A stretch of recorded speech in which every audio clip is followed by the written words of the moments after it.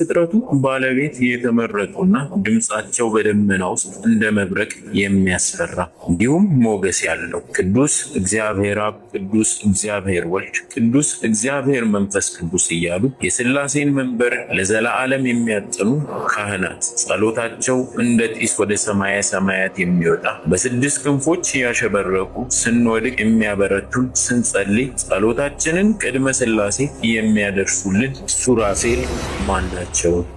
እንደተለመደው ላይክ፣ ሼር፣ ሰብስክራይብ በማድረግ የዚህ መርሃ ግብር አጋርነታችሁን አዳዲስ ስለሆናችሁ ሰዎች እንድትገልጡ በትህትና እንጠይቃለን። ቅዱሳን መላእክት ምሕረትን ከእግዚአብሔር ወደ ሰው ልጅ ጸሎትን ከሰው ወደ እግዚአብሔር የሚያደርሱ ለዘላለም የማይሞቱ ረቂቃን መናፍስት ናቸው። በማዕረጋቸውና በነገዳቸውም ኪሩቤል፣ ሱራፌል፣ ኃይላት፣ አርባብ፣ መናብርት፣ ስልጣናት፣ መኳንንት፣ ሊቃናትና መላእክት ተብለው ይመደባሉ። በአቀማመጥም ኪሩቤል፣ ሱራፌልና ኃይላት በኢዮር፣ አርባብ፣ መናብርትና ስልጣናት ደግሞ በራማ እንዲሁም መኳንንት ሊቃናትና መላእክትን በኤረር አስፍሯቸዋል። እግዚአብሔር አምላክም በተሰወረባቸው ጊዜ ዲያብሎስ እኔ ነኝ ፈጣሪያችሁ በማለቱ መንፈስ ቅዱስ አረጋግቶ ሕቡዕ ስም የተጻፈበትን ሰሌዳ ሰጥቷቸው አንድም እሁድ በነግህ የተፈጠረው ብርሃን እውቀት ሆኗቸው ቅዱሳን መላእክት ቅዱስ እግዚአብሔር አብ፣ ቅዱስ እግዚአብሔር ወልድ፣ ቅዱስ እግዚአብሔር መንፈስ ቅዱስ ብለው ምስጢረ ሥላሴን አምልተውና አስፍተው ተናግረዋል። ይህንን ሃይማኖታቸውን ምክንያት አድርጎ በየነገዳቸው አለቃ ሹሞ ቀብቷቸዋል፣ አክብሯቸዋል። በዚህም መሰረት በኢዮር ያሉት መላእክት 4 አለቃ 40 ነገድ ሆነው የተመደቡ ሲሆን ከእነዚህም 10ሩ የኪሩቤል 10ሩ የሱራፌል ነገድ ናቸው። መላእክት በአጠቃላይ በቁጥርም 99 ነገድ ናቸው። እግዚአብሔር አምላካችን 24 ሊቃነ መላእክትን መርጦ በመንበረ መንግስት ዙሪያ ክንፍ ለክንፍ አያይዞ አቁሟቸዋል። የብርሃን ዘውድ አክሊልም ደፍቶላቸዋል። የብርሃን መስቀልና ማዕጠንተ ወርቅንም አስይዟቸዋል። ለዚህ አድርጎ ቅዱስ ቅዱስ ቅዱስ እያሉ እንዲያመሰግኑትም አድርጓቸዋል። እነዚህ ካህናተ ሰማይ ወይም ሱራፌል ይባላሉ። ቅዱሳን መላእክት ሱራፌል እግዚአብሔር ለመላእክት መኖሪያነት ከፈጠራቸው ከሦስቱ ሰማዮች መካከል በኢዮር በሦስተኛው ከተማ የሚኖሩ መላእክት ናቸው። ሱራፌል የነገደ መላእክቱ የብዙ ቁጥራቸው መጠሪያ ሲሆን በነጠላ ስማቸው ሱራፊ ይባላሉ።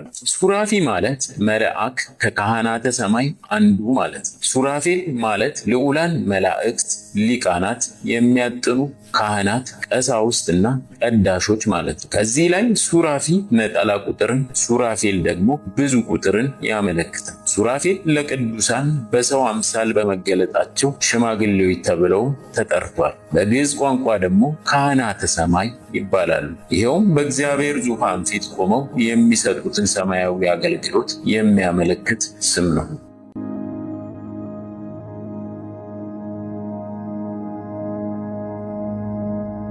በመጽሐፈ ስነ ፍጥረት እንደተገለጸው እግዚአብሔር አምላክ በዕለተ ሰኞ ከኪሩቤል ሰራዊት ገጸ ሰብዕና ገጸ አንበሳን ከሱራፌል ሰራዊት ገጸ ንስርና ገጸ እንስሳን ከኢየሩሳሌም ሰማያዊት በላይ ከሰማይ ውዱድ በታች ጀርባቸውን ወደ ውስጥ ፊታቸውን ወደ ውጭ አድርገው አቁሟቸዋል። ይኸውም የኔን የፈጣሪያቸውን ፊት ማየት አይቻላቸውም ሲል ነው። ኪሩቤል አለቃቸው ማለትም ገጸ ሰብዕና ገጸ አንበሳ ቺሩ፣ የሱራፌል አለቃቸው ማለትም ገጸ ንስርና ገጸ ላም ደግሞ ሱራፊ ይባላል።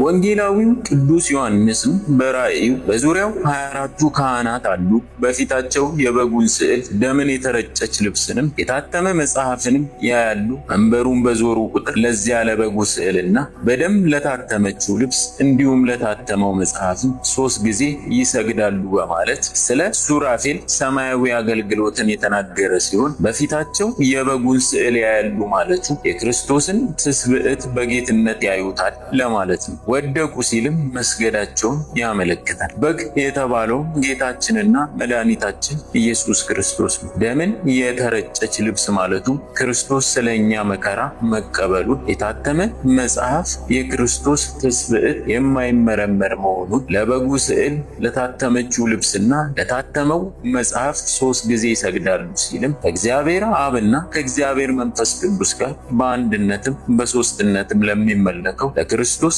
ደጋግመው ምስጋና ማቅረባቸውንና መገዛታቸውን ያመለክታል።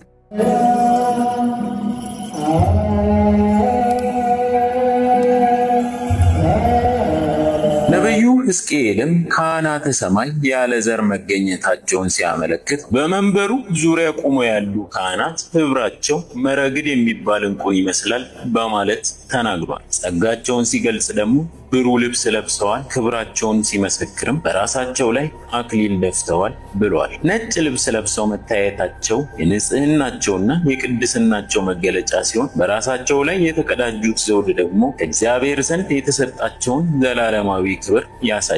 ቁጥራቸው በ24 መገለጹ ምስጋናቸው ረፍታቸው ምስጋናቸው ሆኗቸው ለ24 ሰዓታት ሳያቋርጡ ጸሎትና ምስጋና ለእግዚአብሔር ማቅረባቸውን ለማጠየቅ አንድም የ12ቱ ነገደ እስራኤልና የ12ቱ ሐዋርያት ምሳሌ ሲሆን ይሄውም የብሉይና የሐዲስ ኪዳን አባቶች በአንድነቱ ነው እንደ ሱራፌል በምድር በቤተ መቅደስ እንደዚሁም በሰማይ በገነት ወይም በመንግስተ ሰማያት ቅዱስ ቅዱስ ቅዱስ እግዚአብሔር እያሉ የሚያመሰግኑ መሆናቸውን ያመለክታል። በዘመነ ብሉይ ደብተራ ኦሪትን እና መቅደሰ ኦሪትን በ24 ሰሙን ተመድበው ያገለግሉ የነበሩ ካህናትም የ24ቱ ካህናተ ሰማይ ምሳሌዎች ናቸው።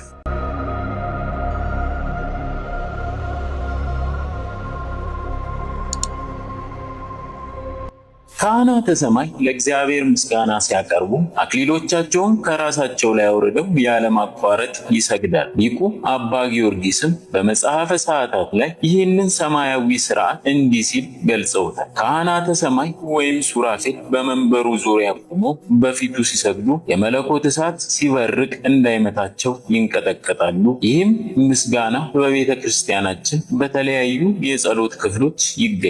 ለዚች ቤተ ክርስቲያን በሰማያዊ አገልግሎት አምሳል የመላእክት የአገልግሎት ሥርዓትም አላት። ቤተ ክርስቲያንስ በላይኛው ወይም በሰማያዊ ጽርሐ አርያም ትመሰላለች እንዳሉ አባ ጊዮርጊስ ዘጋስጫው። ዛሬም ምድራውያን ካህናት ማዕጠንትንና መስቀልን ይዘው በመንበሩ ፊት ቆመው ሲያጥኑ የሚሰግዱ እንደዚሁም ኪዳን ሲያደርሱና ወንጌል ሲያነቡ መጠምጠሚያቸውን የሚያወርዱት ከዚህ ሥርዓት በመነሳት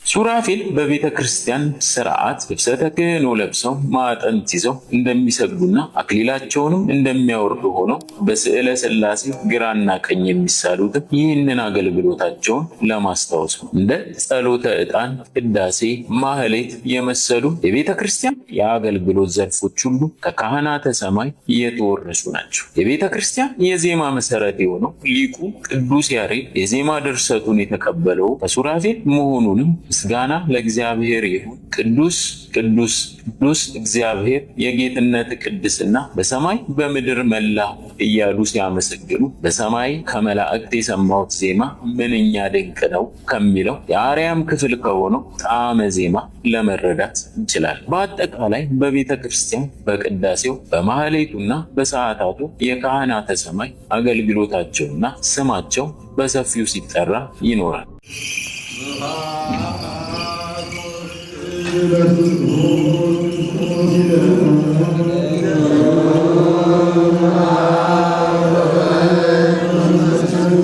ሱራፌል አጠንተ መንበሩ ለልዑል በመባልም ይጠራሉ። የካህን ስራው መንበር ማጠን እንደሆነ እነርሱ ማዕጠንተ ወርቃቸውን ይዘው አክሊላቸውን ተቀዳጅተው ስለሚያመሰግኑ ካህናተ ሰማይ ተብለው ይጠራል። አእላፍ መላእክት ሲላላኩ ኪሩቤል መንበሩን ተሸክመው ቅዱስ ቅዱስ ቅዱስ ሲሉ ሰራዊተ መላእክት ከፊቱ ቆመው ሲሰግዱ፣ ትጉሃን ሲያመሰግኑ፣ ሱራፌልም ማዕጠንተ ወርቃቸውን ይዘው መንበሩን እየዞሩ ያጥናሉ። ስራቸውን በመንፈስ ቅዱስ የተመለከተው ቅዱስ ያሬድም ሄራን መላእክት ለሰው ልጆች ምሕረትና ይቅርታን ይለምናሉ ብለዋል።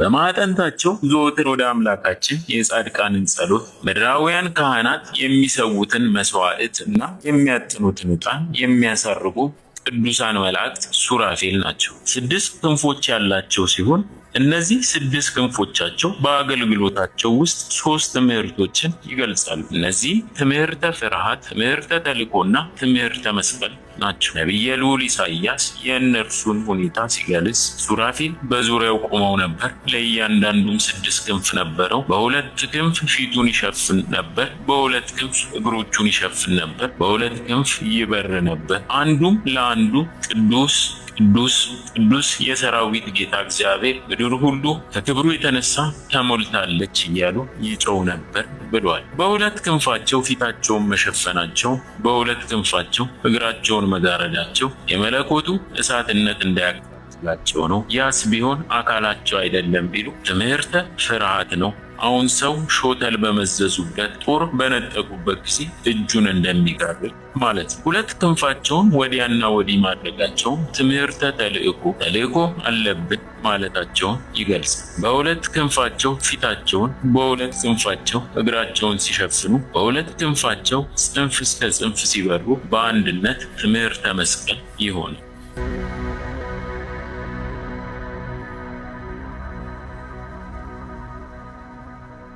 ቅዱሳን መላእክት ሱራፌል ወይም ካህናተ ሰማይ ዛሬ የኛ ሕይወት ፍቅር በማጣት በኃጢአት ከርፍቷልና በወርቅ ማዕጠንታቸው የፍቅርን ዕጣን አጥነውን ኃጢአታችንን ነጽተንና ስራችን ሁሉ በጎ መዓዛ ኖሮት በሰላምና በመተሳሰብ ለመኖር ይርዱን። አሜን።